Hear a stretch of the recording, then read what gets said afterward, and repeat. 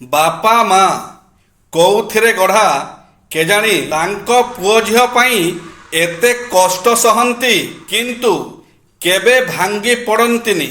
ହେଲେ ସେଇ ପୁଅ ଝିଅ ତାଙ୍କ ବାପା ମାଙ୍କୁ ଘରୁ ବାହାର କରିଦିଅନ୍ତି। ବାଧା ବିଘ୍ନରୁ ମୁକ୍ତି ପାଇବା ପାଇଁ ଶ୍ରୀ ଗଣେଶଙ୍କ ଏହି ମନ୍ତ୍ରକୁ ବୁଧବାର ଦିନ 11 ଥର ଜପ କରନ୍ତୁ। ବକ୍ରତୁଣ୍ଡ ମହାକାୟ ସୂର୍ଯ୍ୟକୋଟି ସମପ୍ରଭା ନିର୍ବିଘ୍ନେ କୁରୁ ମେ ଦେବ ସର୍ବକାର୍ଯ୍ୟେଷୁ ସର୍ବଦା। ସେବା ସମସ୍ତଙ୍କୁ କରନ୍ତୁ, କିନ୍ତୁ ଆଶା କାହାଠାରୁ ବି ରଖନ୍ତୁ ନାହିଁ, କାରଣ ସେବାର ସଠିକ୍ ମୂଲ୍ୟ ଭଗବାନ ହିଁ ଦେଇପାରିବେ, ମଣିଷ ନୁହେଁ। ସୁସ୍ଥ ରହିବାର ନିୟମ: ଖାଇବା ପରେ ତୁରନ୍ତ ଶୁଅନ୍ତୁ ନାହିଁ। ଫ୍ରିଜ୍ ପାଣିରେ ଔଷଧ ଖାଆନ୍ତୁ ନାହିଁ। ଫୋନ୍ ବାମ କାନରେ ଲଗାଇ ଶୁଣନ୍ତୁ।